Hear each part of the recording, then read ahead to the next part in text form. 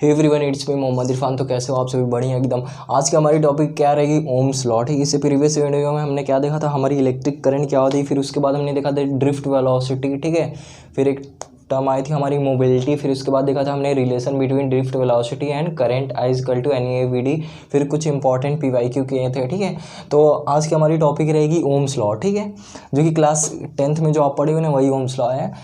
तो Ohm's law क्या है? तो ohms law state that at constant physical temperature और कंडीशन पे क्या होती है, हमारी जो करंट फ्लो करती है वो क्या होती है, डायरेक्टली प्रोपोर्शनल होती है। जो हम इस कंडक्टर के अक्रॉस पोटेंशियल अप्लाइड किए हैं उसके डायरेक्टली प्रोपोर्शनल होती है। ठीक है, कहने के क्या मतलब हुआ, ये हमारी कंडक्टर है, इसको मैंने किसी V पोटेंशियल के अक्रॉस क्या किया है, कनेक्ट किया है। ठीक है, इस कंडक्टर के अक्रॉस हमारी पोटेंशियल क्या है, V है। ठीक है, तो इस कंडक्टर के अंदर जो हमारी करंट फ्लो हो रही है वो क्या है, इस कंडक्टर के अक्रॉस जो हमारी पोटेंशियल अप्लाइड है उसके डायरेक्टली प्रोपोर्शनल है। ठीक है, यानी हमारी V क्या है, V is directly proportional to I। ठीक है, तो V is directly proportional to I। ठीक, तो V इज इक्वल टू क्या हो जाएगी हमारी AIR। ठीक है, प्रोपोर्शनलिटी कांस्टेंट हटती है तो हमारी एक टर्म आती है R। ठीक है, R क्या है हमारी, where R is proportionality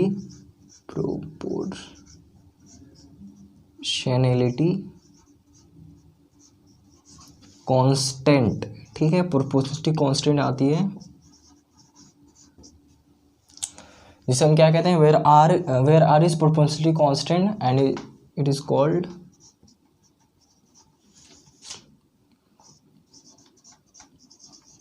electrical resistance या फिर बोले तो रेजिस्टेंस। ठीक है, यानी कि किसी भी जो हमारी Ohm's law state that at constant temperature पे the current flowing through a conductor is directly proportional to the potential difference across it ends. ठीक है, यानी किसी भी कंडक्टर के अक्रॉस जो हमारी पोटेंशियल V अप्लाइड करते हैं हम उसके डायरेक्टली प्रोपोर्शनल होती है हमारी जो इस कंडक्टर के अंदर से करंट फ्लो हो रही है। ठीक, यानी V is directly proportional to I।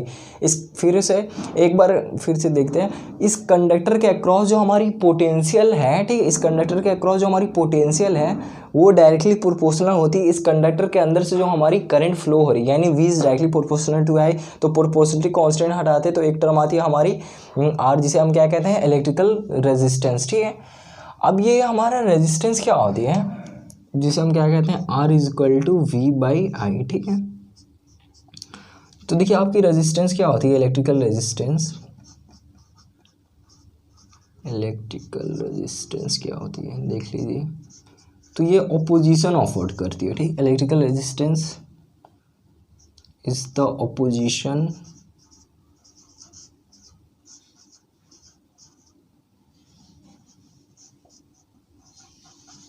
ठीक है, electrical resistance is the opposition offered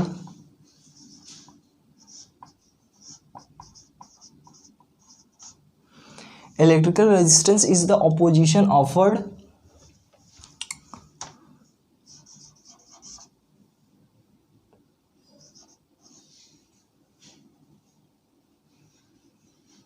by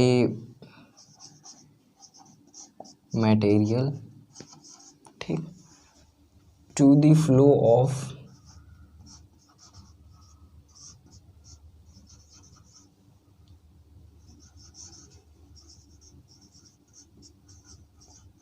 electron और करंट। ठीक है, electrical resistance is the opposition offered by material electrical resistance is the opposition offered by material to the flow of electron और current, उसे क्या कहते हैं हम, electrical resistance. ठीक है, यानी कि जो हमारे इलेक्ट्रॉन फ्लो करता है इस कंडक्टर में क्या है, इलेक्ट्रॉन फ्लो करता है उसका रेजिस्टेंस अपोज करता है, उसको फ्लो होने नहीं देता है। ठीक है, उसका ऑपोजिशन अफोर्ड करता है। ठीक, उसे क्या कहते हैं हम, electrical resistance. Electrical resistance is the opposition offered by material to the flow of electron और करंट। ठीक है, तो जब हमारी फ्लो ऑफ इलेक्ट्रॉन का ये ओपोज करता है, उसको फ्लो होने नहीं देता है, कौन, हमारा रेजिस्टेंस। ठीक, रेजिस्टेंस यानी रेजिस्ट करता है। ठीक है, फ्लो होने नहीं देता है। जैसे यहाँ हमारी इलेक्ट्रॉन इसमें जो है फ्लो करेंगे, ठीक, तो उसको फ्लो होने नहीं देगा, उनको क्या करेगा, रोकेगा, ठीक है।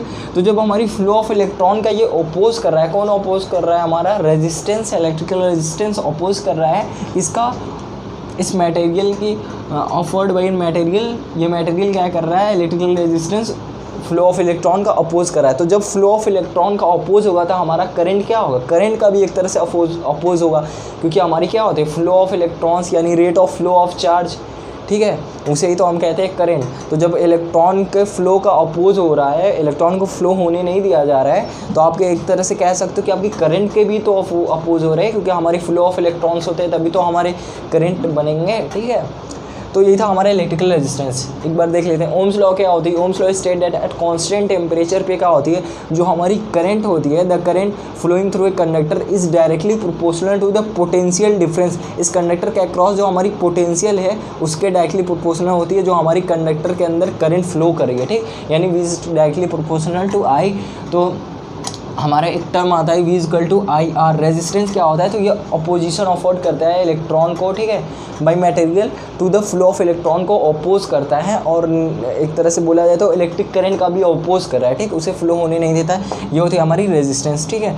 और इसकी एसआई यूनिट की बात करें, SI unit of resistance,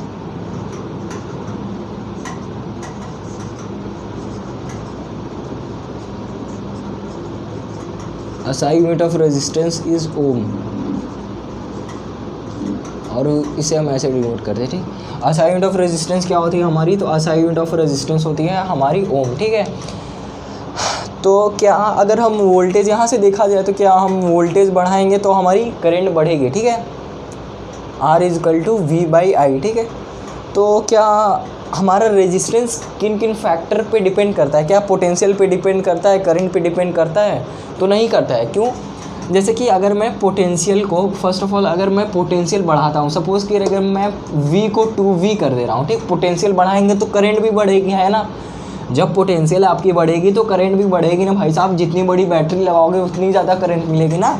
potential बढ़ा है, करंट बढ़ा, तो अगर सपोज़ करो मैंने ना अगर 2V कोई पोटेंशियल बढ़ाकर V से 2V कर दिया तो करंट भी क्या हो जाएगी, 2I, करंट भी उतना ही प्रोपोर्शनल है, V is directly proportional to I, यानी जितना बैटरी, जितना ज़्यादा पोटेंशियल करोगे आप उतनी ज़्यादा करंट मिलेगी, है कि नहीं, डायरेक्टली प्रोपोर्शनल है।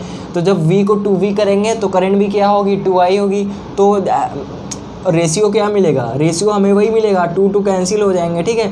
तो R पे कोई इम्पैक्ट देखने को नहीं मिलेगा, कोई चेंजिंग देखने को नहीं मिलेगी, इनके रेशियो क्या होंगे, कट कुट के उतना ही आ जाएंगे, V बाई आई, ठीक है। तो इसलिए हमारे रेजिस्टेंस जो होते हैं वो आपके वोल्टेज और करंट पे डिपेंड नहीं करते, किन किन फैक्टर पे डिपेंड करते हैं। तो चलिए देख लेते हैं हमारे किन किन फैक्टर पे हमारे डिपेंड करते हैं, ठीक है। ये समझ में आ गया, इलेक्ट्रिकल रेजिस्टेंस अपोजिशन अफोर्ड करता है to the flow of electron को अपोज करता है, ठीक है। अब देखते हैं हमारा रेजिस्टेंस किन किन फैक्टर पे डिपेंड करता है, ठीक।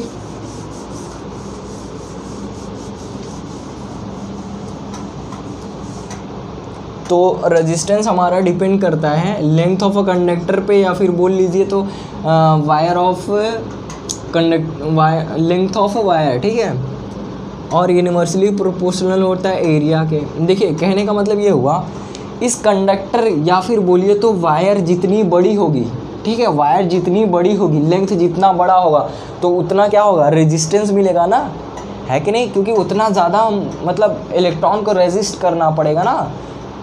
समझ में आने की बात, length of a conductor suppose करिए आपकी ज़्यादा है, ठीक, लेंथ ऑफ अ कंडक्टर बड़ी है तो क्या होगा, हमें रेजिस्टेंस ज़्यादा उसके रेजिस्टेंस क्या होगी, ज़्यादा होगी ना, क्योंकि उसको ज़्यादा अपोजिशन अफोर्ड करना पड़ेगा, इलेक्ट्रॉन से ज़्यादा लड़ना भिड़ना रहेगा, ठीक, इलेक्ट्रॉन का ज़्यादा अपोज करने को मिलेगा, ठीक। यूनिवर्सली प्रोपोर्शनल होती है एरिया की, ठीक, यानी कि ये एरिया ऑफ क्रॉस सेक्शन, ये सपोज करिए ये एक हमारी वायर है या फिर कंडक्टर है, उसकी एरिया ऑफ क्रॉस सेक्शन ये है एरिया, और एक कंडक्टर है जिसकी एरिया ऑफ क्रॉस सेक्शन ये है, ठीक।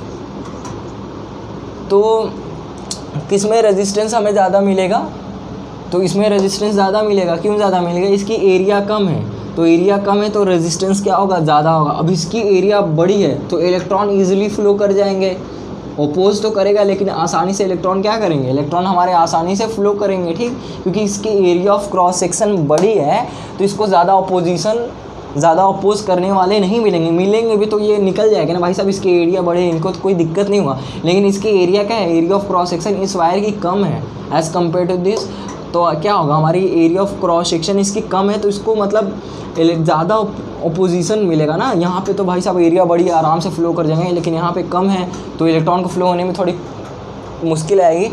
तो क्या है, इसलिए हमारी इन्वर्सली प्रोपोर्शनल होती है रेजिस्टेंस एरिया के, ठीक है। तो यहाँ से एक प्रोपोर्शनलिटी कांस्टेंट आता है रो L/A, ठीक, R = रो L/A, ठीक है। वेयर रो जो होती है वो क्या होती है, हमारी रो को हम कहते हैं electrical resistivity of the material, ठीक, रेजिस्टिविटी ऑफ मटेरियल, ठीक है, रेजिस्टिविटी ऑफ मटेरियल। और इसको एक और नाम कहते हैं, और स्पेसिफिक रेजिस्टेंस भी बोलते हैं, ठीक, और स्पेसिफिक रेजिस्टेंस भी बोलते हैं, ठीक है। स्पेसिफिक रेजिस्टेंस और रेजिस्टिविटी ऑफ मटेरियल कहते हैं, ठीक। यूनिट की बात कर लिया जाए तो यूनिट क्या हो जाएगी इसकी, ये ओम, ये देखिए रेजिस्टेंस का ओम हो गया, ये मीटर स्क्वायर, ऊपर क्रॉस मल्टीप्लाई, लेंथ न्यू नीचे आए इसके तो मीटर, तो रेजिस्टिविटी क्या हो जाएगी, 1 मीटर से 1 मीटर उड़ गई, तो रो = क्या मिली, ओम मीटर, ठीक है। यानी इसकी यूनिट क्या होती है, रेजिस्टिविटी की ओम मीटर यूनिट होती है, ठीक है। तो इसकी यूनिट की बात की जाए तो यूनिट क्या होती है इसकी, unit of resistivity ohm metre, ठीक। और किन किन फैक्टर पे ये डिपेंड करती है, तो इट डिपेंड्स ऑन, हाँ तो ये समझ में आ गई ना, R = रो L। और हम कब कहेंगे कि हमारा जो रेजिस्टेंस है वो रेजिस्टिविटी के इक्वल है, तो जब आपकी लेंथ क्या हो जाएगी, 1 मीटर, ठीक है। अगर आपकी लेंथ 1 मीटर हो गई और एरिया क्या हो गया, 1 मीटर स्क्वायर हो गया, ठीक है, तो उस केस में आपकी रेजिस्टेंस क्या हो जाएगी, रेजिस्टिविटी के इक्वल हो जाएगी, है कि नहीं। लेंथ 1 मीटर है, एरिया 1 मीटर स्क्वायर है, तो क्या मिलेगी, रेजिस्टिविटी के इक्वल हो जाएगी ना आपकी स्पेसिफिक रेजिस्टेंस। इन केस अगर MCQ आपसे पूछ रहा है कि कब आपका रेजिस्टिविटी है जो इक्वल हो जाएगी इलेक्ट्रिकल रेजिस्टेंस से, इलेक्ट्रिकल रेजिस्टिविटी से रेजिस्टेंस कब आपका इक्वल हो जाएगा रेजिस्टिविटी के, या फिर बोलिए तो स्पेसिफिक रेजिस्टेंस के, जब आपकी वायर जो है, ये वायर सपोज करिए या फिर कंडक्टर जो है वो क्या है, लेंथ उसकी 1 मीटर है और उसकी area of cross section 1 metre square है, देन वी कैन से हमारी रेजिस्टिविटी है जो स्पेसिफिक रेजिस्टेंस के इक्वल आएगी, ठीक है। MCQ अगर पूछता है तो, ठीक। यूनिट की बात की, रेजिस्टिविटी की क्या होती है, ओम मीटर, ठीक। और किन किन फैक्टर पे हमारा रेजिस्टेंस और रेजिस्टिविटी डिपेंड करता है, तो जो हमारी रेजिस्टेंस होती है वो किस पे डिपेंड करती है, पॉइंट बना के लिख लीजिए, इट डिपेंड्स ऑन, तो हमने देखा रेजिस्टेंस हमारी लेंथ पे एरिया पे डिपेंड करती है, ठीक है।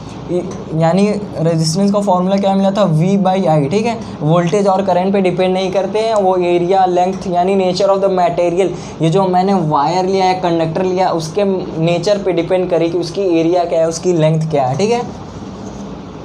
तो ये लिख लीजिए, रेजिस्टेंस किन किन फैक्टर पे डिपेंड करता है, तो इट डिपेंड्स ऑन, कहाँ लिखे, इसको इरेज करके लिख दे रहे हैं, ठीक है। रेजिस्टेंस किस पे डिपेंड करती है, रेजिस्टेंस किस पे डिपेंड करती है, it depends on nature of the material,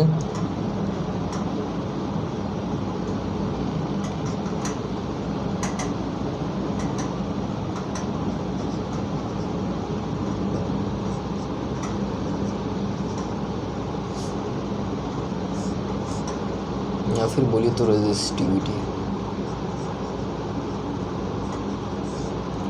किन किन फैक्टर पे ये हमारी डिपेंड करते हैं, तो it depends on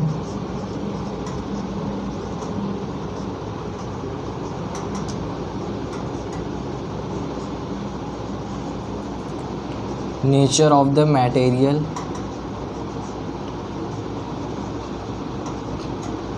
it depends on nature of the material and temperature.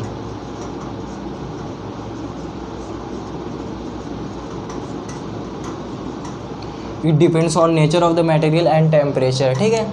यानी कि ये जो मैंने वायर लिया है फिर कंडक्टर है उसकी लेंथ कितनी, उसकी एरिया ऑफ क्रॉस सेक्शन कितनी है, उस पर हमारी रेजिस्टेंस या फिर बोले तो रेजिस्टिविटी डिपेंड करती है। ठीक है, तो देखा हमने हमारी रेजिस्टेंस और रेजिस्टिविटी क्या होती है। ठीक है, टेम्परेचर, हाँ ये तो समझ में आती है। नेचर ऑफ द मटेरियल यानी लेंथ और एरिया। टेम्परेचर का क्या रोल है, तो जब आप टेम्परेचर बढ़ाओगे तो क्या होगा, इलेक्ट्रॉन तेज़ी से फ्लो करेंगे। तो जब तेज़ी से फ्लो करेंगे तो क्या होगा, उनकी रेजिस्टेंस इलेक्ट्रॉन क्या करेंगे, तेज़ी से फ्लो करेंगे। ठीक है, यानी कि टेम्परेचर पे भी डिपेंड करेगा, क्योंकि टेम्परेचर बढ़ाएंगे तो आप इलेक्ट्रॉन क्या करेगा, तेज़ी से फ्लो करेगा ना। टेम्परेचर जैसे बढ़ाते हैं इस वायर का तो इलेक्ट्रॉन तेज़ी से फ्लो करेगा। तो जब तेज़ी से फ्लो करेगा तो क्या होगा, रेजिस्टेंस का अपोज कर रहा है ना एक तरफ से।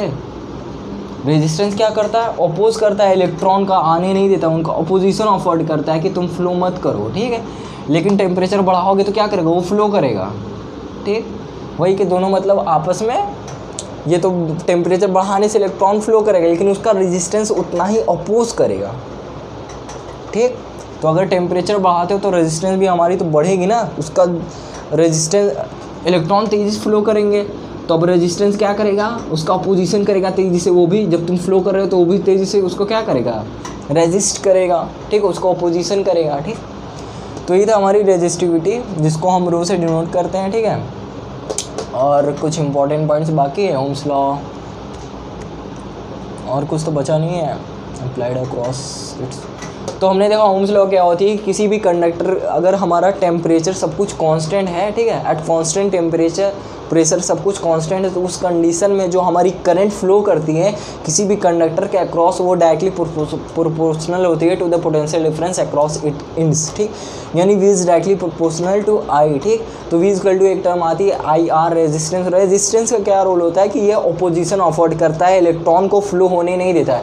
तो जब ये इलेक्ट्रॉन का अपोज करता है, उसको फ्लो होने नहीं देता है, तो एक तरह से ये क्या कर रहा है, फ्लो होने नहीं दे रहा है इलेक्ट्रॉन को। तो एक तरह से हम ये भी तो बोल सकते हैं करंट का भी तो अपोज कर रहा है, क्योंकि हमारी rate of flow of charge को ही तो हम करंट कहते हैं। तो जब हमारी इलेक्ट्रॉन का अपोज कर रहा है, उसको फ्लो होने नहीं दे रहा है, तो एक तरह से इलेक्ट्रिक करंट का भी तो अपोज कर रहा है। ठीक है, तो फिर उसके बाद एक टर्म आई हमारी रेजिस्टिविटी। रेजिस्टिविटी कैसे आया, तो हमने देखा आर इजकल टू क्या होती है हमारी, R equal to rho L by A. ठीक, तो एक टर्म आई हमारी स्पेसिफिक रेजिस्टेंस या फिर रेजिस्टिविटी कहते हैं इसे। और हमारी रेजिस्टेंस कब रेजिस्टिविटी के इक्वल होगी, जब हमारी लेंथ ऑफ वायर या फिर कंडक्टर 1 मीटर हो और एरिया ऑफ वायर क्या हो 1 मीटर स्क्वायर हो, एरिया ऑफ क्रॉस सेक्शन। ठीक है, तो उस केस में हमारी रेजिस्टिविटी और रेजिस्टेंस और स्पेसिफिक रेजिस्टेंस या फिर इलेक्ट्रिकल रेजिस्टिविटी इक्वल होंगे। ठीक, और हमारे किन किन फैक्टर पे ये डिपेंड करते हैं, तो ये डिपेंड करते हैं नेचर ऑफ द मटेरियल पे और टेम्परेचर ऑफ द वायर। ठीक है, and temperature of the conductor and the temperature of the conductor. Okay, इसके बाद हम क्या देखेंगे, इसके बाद कुछ शायद रिलेशन है वही देखना है। ठीक है,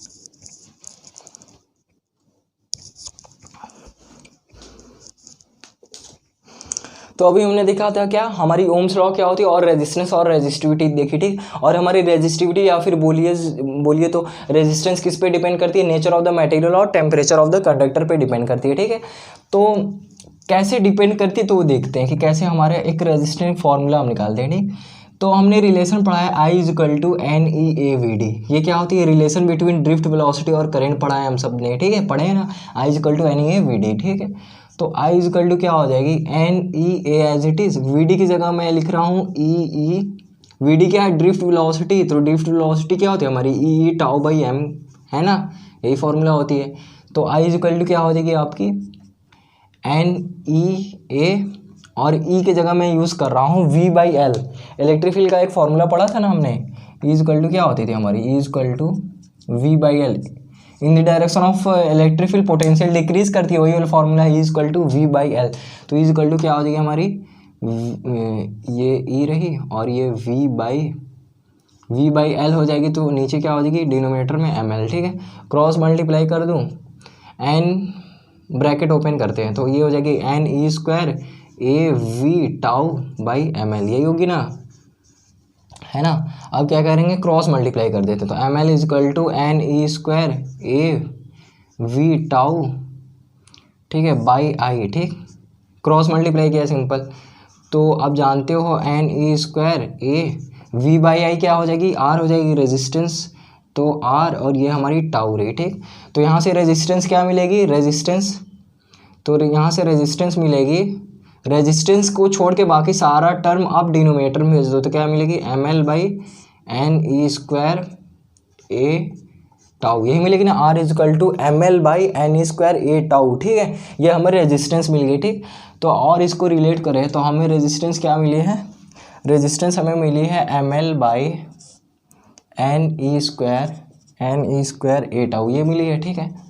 तो यहाँ से रेजिस्टेंस का फॉर्मूला मिल जाएगा हमें, आर इज इक्वल टू क्या मिलेगी, M by N E square A tau,